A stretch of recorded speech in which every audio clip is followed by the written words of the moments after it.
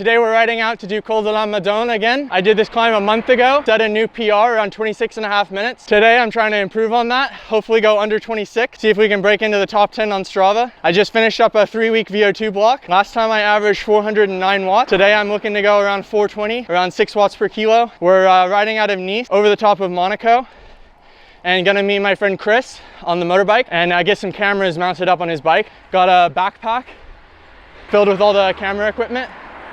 So hopefully we can get everything set up once we're there. All right, you join us at the bottom of Col de la Madone. We got Chris here on the motorbike. Got a few different cameras mounted up. I'm gonna see if all my training in the last month has paid off and if I can get a PR on this. If I can go 25:54 or faster, that'll be in the top 10. So that's the main goal for today. Conditions are pretty solid. Sunny, pretty warm out here. A little bit cloudy, but overall pretty nice. Wind is super gentle. Pretty much no wind, and yeah, should be a good day for an effort. Got the bike fully stripped down as much as I can. Should be around 6 kilos, no bottles or anything. Got the crazy custom carbon shoes on. They're horribly uncomfortable, but should be able to make it through a minute.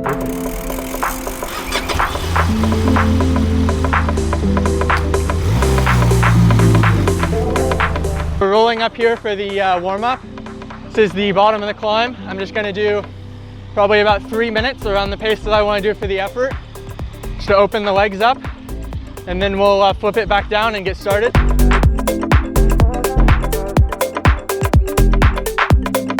That's the warm-up done. Just a few minutes around the effort pace. Strong. The caffeine is also strong.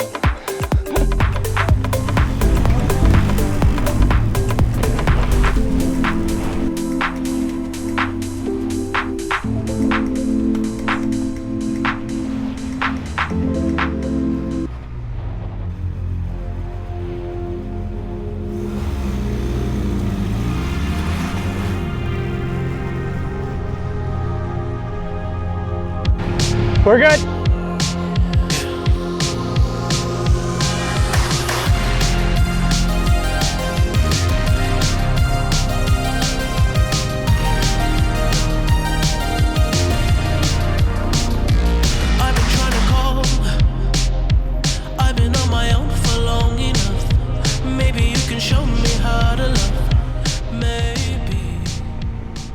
All right, we're into the second Madone of the year, trying to beat my PR from a month ago. I was at this point just holding myself back, trying to stay on that 420 watt target and not get too excited. It's really easy to overpace this kind of effort. You're just right on top of that limit, over threshold, and if you go too deep early, you'll definitely be fading in the last half.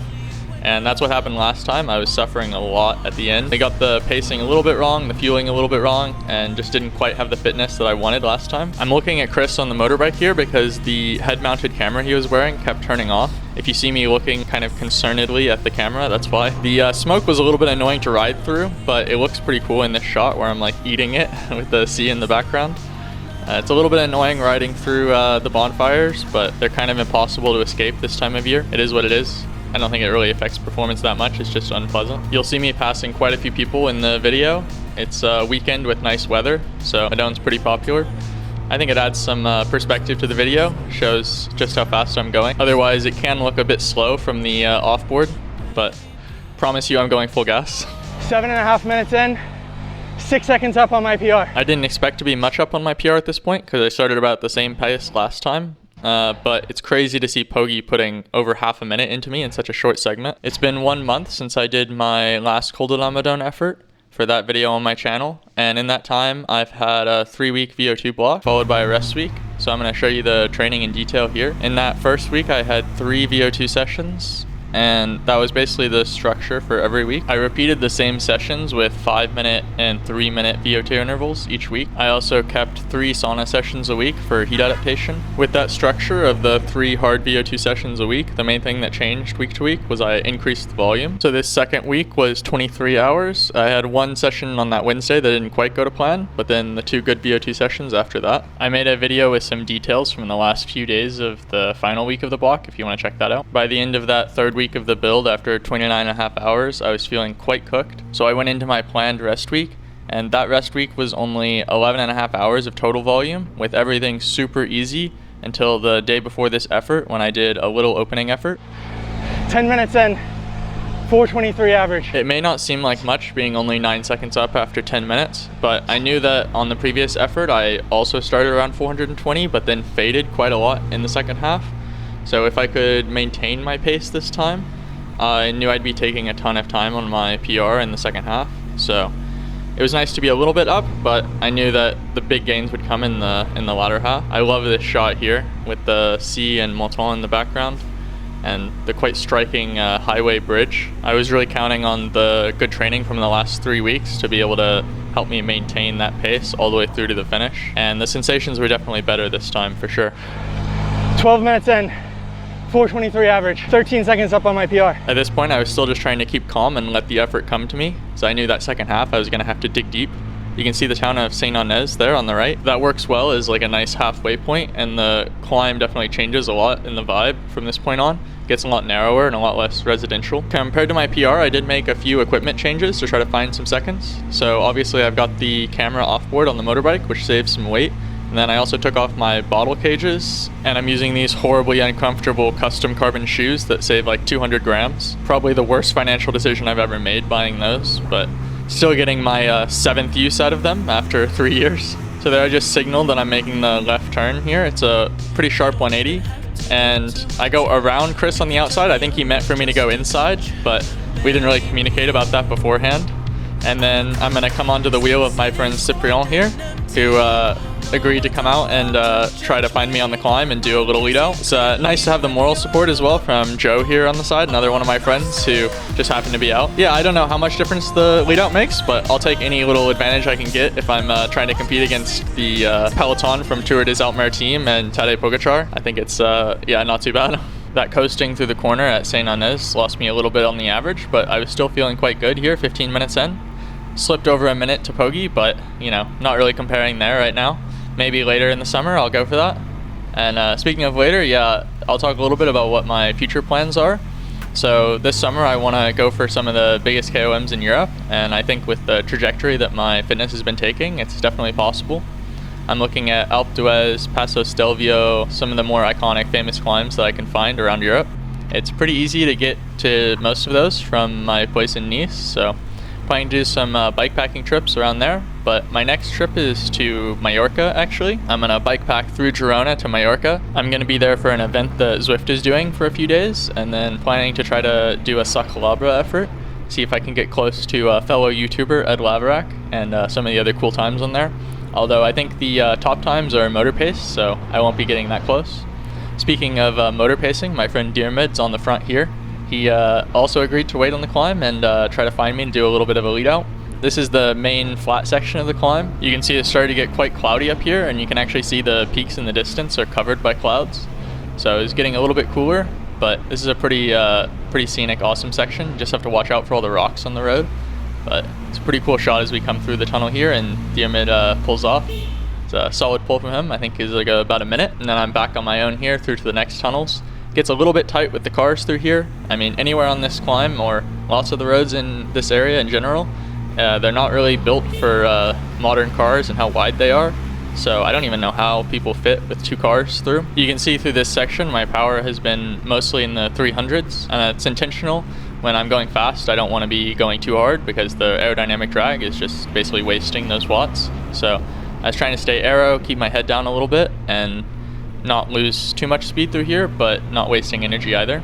It feels like you're going a million miles an hour on this tiny narrow road, and I think the camera actually does it justice. It looks like we're going pretty fast, 35k an hour past this guy. Yeah, it's pretty fun. But this last climbing section of the finish is the one that always drags and hurts the most. Kind of all looks the same and you're suffering, but we do get to see this cool little bunker built into the rock there on the right. If you go inside that doorway, you can actually just like walk around a little bit. I don't know what it's for, but it'd be pretty sick to do a little wild camp, set a tent up in there for the night, camp on Madone. That was maybe a future video. We're 20 minutes in now, and my power has actually dropped a little bit below target, but we're well up on my PR. 419 watts. It's intentional, like I was saying, doing a little bit less power on the flat there. But then I was still feeling decent to bring it up here at the end. Yeah, I knew it was going to be a suffer fest for sure. There's no way about it. I'm already closing in on 180 heart rate, which is about the highest that I'll ever really see these days. So suffering quite a lot, and the power gets a lot spikier through here as I'm having to work for it a lot more. Back to my future plans for this summer. If I want to take down Alpe d'Huez and some of these other really fast KOMs, I'm gonna have to make another step up in fitness. I think I can get most of the way there with just keeping the training consistent and doing what I've been doing and stacking up the gains. But I'm also trying a few new things. So one of those is an altitude tent. This week I've been sleeping in that for the first time, and it's been pretty rough this first week. Definitely feeling the body adapting, but hopefully I'll know a little bit more about it and be able to make a video soon. I'm also going to be working on very slowly and carefully losing a little bit of weight. I've already come down over the past few months from 73 to about 70 kilos without any real issues, and I think I can fairly reasonably knock down a couple more. Definitely want to be super cautious there because it's certainly easy to overdo it. And the main thing is keeping the power going up. We're into the last few minutes of the effort here, and I'm just hanging on to it, trying to get everything out of myself. And then this is the final corner before the last straight to the top. I think I paced the effort pretty much perfectly. I was holding about 426 watts for this last 6 or 7 minutes to the top after the flat section. So just over the target and about what I wanted. And there I doing a little sprint, 500 watts if you can call it a sprint.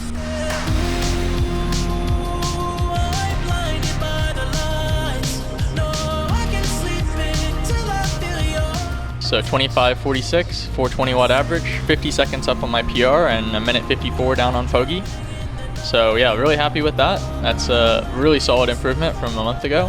It's like 25:44, I think. So like just under a minute PR. So pretty solid. Let's stop, yeah, just here. It's good. Good shit. Yeah. Good shit. So PR. The lead outs worked like decently well. Yeah. That was the effort. It was around 25:40, so just in there in the top 10. Hit my power target, 420 watts. So pretty happy with the effort. That's a solid, like almost a minute improvement from a month ago. So just got to keep training, keep taking it up, and we'll get closer and closer to Pogi. But for March, that's a pretty solid effort.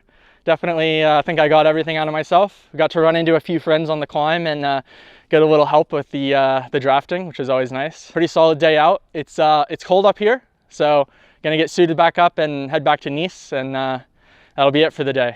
But thanks for watching.